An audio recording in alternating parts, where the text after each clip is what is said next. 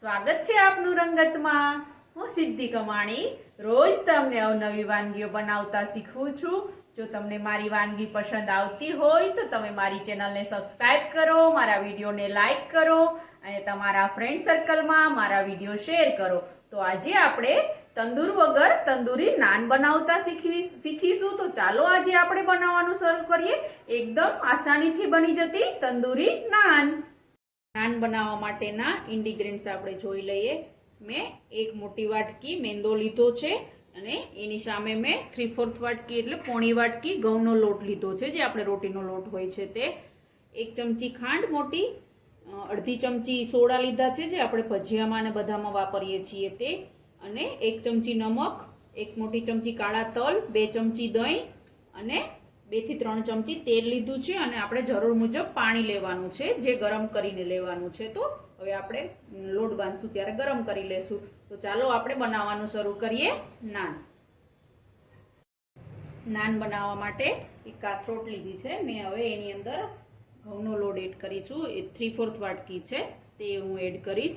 ઘઉંનો લોટ એટલા માટે યુઝ કરવાનો છે, આપણે જે બહાર નાન ખાઈએ છીએ તે મેંદાની બને છે, પણ જે એ ઠંડી થવાથી આપણે તોડીએ પણ તો તૂટતી પણ નથી અને ચવાતી પણ નથી। જો તમે ઘઉંનો લોટ એડ કરશો તો તમારી નાન ઠંડી થઈ ગયા પછી પણ એવી ને એવી સોફ્ટ રહેશે અને આપણે ખાવા માટે પણ સોફ્ટ રહેશે અને એકદમ ચવડ પણ નહીં બને। એટલા માટે મેં ઘઉંનો લોટ યુઝ કરીને નાન બનાવી છે અને તંદૂર વગર પણ મસ્ત નાન તંદૂરી બનશે। તો આવી રીતે તમે પણ નાન બનાવો ત્યારે ઘઉંનો લોટ એડ કરીને બનાવજો। તો 3/4 વાટકી ઘઉંનો લોટ હોય એની સામે આપણે 1 વાટકી મેંદો લેવાનો છે। તો હું હવે 1 વાટકી મેંદો એડ કરીશ।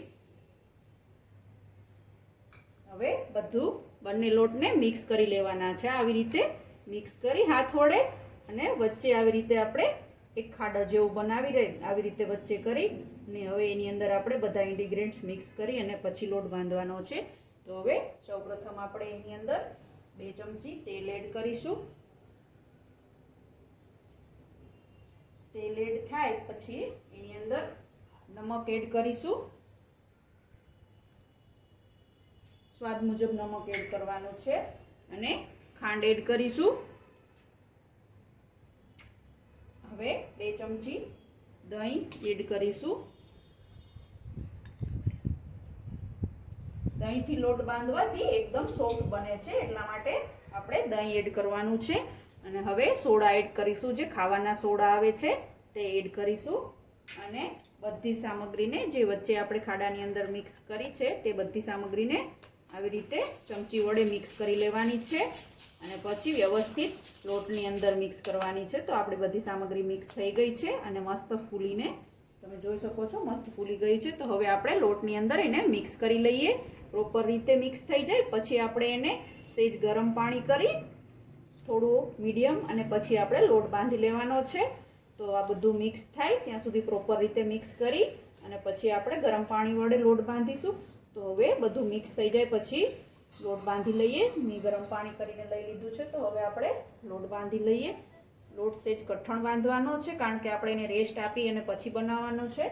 તો હવે આપણે લોટ બાંધી અને એક એરટાઈટ ડબ્બાની અંદર 3 થી 4 કલાક માટે રેસ્ટ કરવા મૂકી દેશો। તો એકદમ સોફ્ટ બહાર જેવી જ નાન બનશે, બહાર કરતાં પણ મસ્ત સોફ્ટ બનશે। બહારની નાન તો તમે ઠંડી થાય તો ખાઈ પણ નહીં શકતા એટલી ચવડ બને છે, પણ જ્યારે આ ઘઉંનો લોટ એડ કરી તમે ઘરે બનાવો ત્યારે ઠંડી થાય તો પણ સોફ્ટ રહે એવી નાન બનશે। તો હવે આપણે લોટને આવી રીતે બાંધી લઈએ અને પછી એક એરટાઈટ ડબ્બામાં પેક કરી અને 3 થી 4 કલાક માટે મૂકી દેવાનો છે। તો આપણો લોટ બંધાઈ ગયો છે। તો એને તેલ લગાવી અને એક એરટાઈટ ડબ્બાની અંદર આપણે 4 કલાક માટે રેસ્ટ કરવા માટે મૂકી દેશું। તમે જોઈ શકો છો આપણો લોટ બંધાઈ ગયો છે મસ્ત રીતે। તો હવે આપણે એને આવો એક એરટાઈટ ડબ્બો લઈ એની અંદર આવી રીતે મૂકી અને ઉપર સહેજ આમ તેલ લગાવી દેવાનું છે અને પછી આપણે એનું ઢાંકણ બંધ કરી અને 4 કલાક માટે રેસ્ટ કરવા માટે મૂકવાનો છે। તો તમે આ લોટને ગરમ જગ્યા હોય ત્યાં મૂકવાનો છે, આવી રીતે પેક ડબ્બામાં રાખી અને તમે ગરમ જ્યાં તડકો હોય ત્યાં પણ મૂકી શકો અને ઓવન હોય તો તે ઓવનની અંદર પણ તમે મૂકી શકો, એટલે મસ્ત લોટ સોફ્ટ બની જાય। તો 4 કલાક માટે આપણે એને હવે જે ગરમ જગ્યા હોય ત્યાં રેસ્ટ કરવા માટે મૂકી દેશું। આપણે જે નાનનો લોટ બાંધી અને રેસ્ટ કરવા માટે મૂક્યો હતો એ ટાઈટ ડબ્બામાં. હવે આપણે એને ચેક કરી લઈએ. 4 કલાક પછી આપણો લોટ ફૂલી ગયો હશે. તમે જોઈ શકો છો આપણો લોટ મસ્ત ફૂલી ગયો છે. તો હવે ચાલો આપણે હવે નાન બનાવવાનું ચાલુ કરીએ.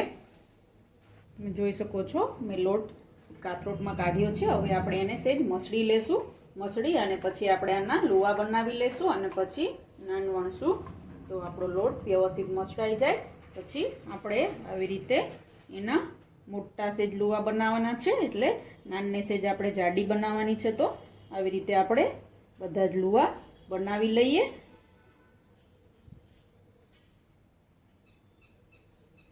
તો આપણે હવે બધા જ લુવા બનાવી લેશું. નાન બનાવવા માટેના આપણા લુવા રેડી થઈ ગયા છે. તો હવે આપણે નાન બનાવી લઈએ એક પાટલી અને વેલણ લઈને.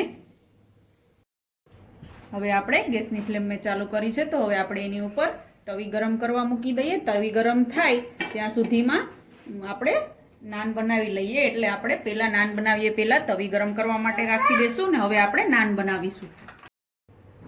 હવે આપણે એક પાટલી વેલણ લઈને નાન બનાવીશું. તો મેં લુવાને આપણે જે રોટલીનો લોટ લઈએ છીએ અટામણ માટે એમાં બોળીને લઈ લીધો છે અને હવે આવી રીતે આપણે નાનને વણવાની છે.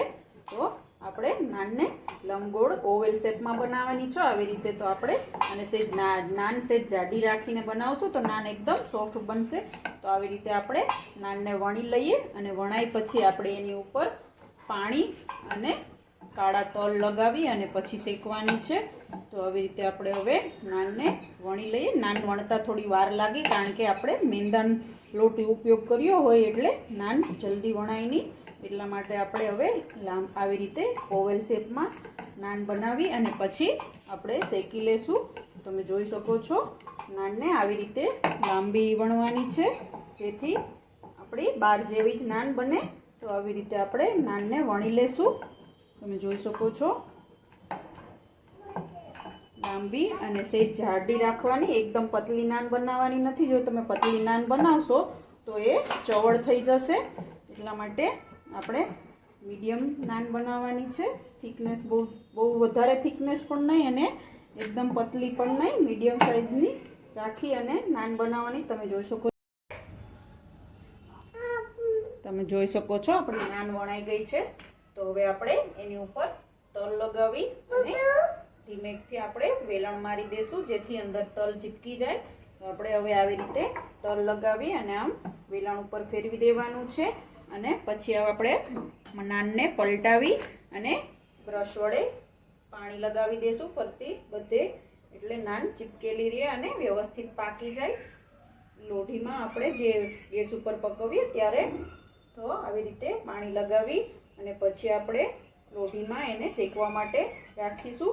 તો બધે જ પ્રોપર પાણી લાગી જાય તેવી રીતે પાણી લગાવવાનું જેથી નાન ચીપકેલી રહે નહીંતર પડી જશે. તો હવે આપણે જે નાનમાં પાણી લગાવ્યું હતું એને હવે આપણે શેકવા માટે તવીમાં રાખી દઈએ. તમે જોઈ શકો છો હવે તવી આપણી ગરમ થઈ છે. તો આવી રીતે આપણે નાનને પાથરી દેવાની છે અને પછી ગેસની ફ્લેમ ફૂલ કરી અને થોડી વાર ફૂલે ત્યાં સુધી પકવવાની છે અને પછી એને ઉલટી કરી અને ગેસ ઉપર પકાવીશું. તો તમે વિધાઉટ તંદૂરી નાન મસ્ત રીતે આ સ્ટાઇલથી બનાવશો તો બનશે. તો તમે જોઈ શકો છો આપણી નાન મસ્ત ફૂલીને પાકી રહી છે. તો આવી રીતે વિધાઉટ તંદૂર પણ મસ્ત નાન બનાવી શકાય છે. જો તમે આવી રીતે બનાવશો તો તંદૂર વગર પણ એકદમ મસ્ત તંદૂરી નાન બનશે. તમે જોઈ શકો છો આપણી નાન ફૂલી ગઈ છે. તો હવે આપણે એને આવી રીતે પેનને આપણી તવીને ઉલટી કરી અને આવી રીતે ગેસની ફ્લેમ પર પકાવવાની છે જેથી મસ્ત રીતે પાકી જાય અને બંને સાઈડ વ્યવસ્થિત પાકી જાય. તો આવી રીતે આપણે નાન પકાવી અને પછી એને પ્લેટમાં કાઢી લેશું. તમે જોઈ શકો છો આપણી નાન પાકીને રેડી થઈ ગઈ છે. તો હવે આપણે એની ઉપર બટર લગાવી અને સર્વ કરી લેશું. હવે આપણે પેલી નાન બનાવી એવી જ રીતે આપણે બીજી નાન પણ બનાવી લેશું. તો આપણે હવે નાન ઉપર પાણી લગાવી લીધું છે. તો હવે આપણે એને તવી પર શેકવા માટે રાખી દઈશું. આવી રીતે તમારે ચીપકેલી રહે એવી રીતે જ નાખવાની છે જેથી એને પલટાવીને આપણે શેકીએ ત્યારે એ નીચે પડી ન જાય. એટલા માટે તમે જોઈ શકો છો આપણી નાન ખૂબ જ સરસ રીતે પાકી રહી છે ને એકદમ મસ્ત ફૂલીને પાકી છે, ફૂલી રહી છે.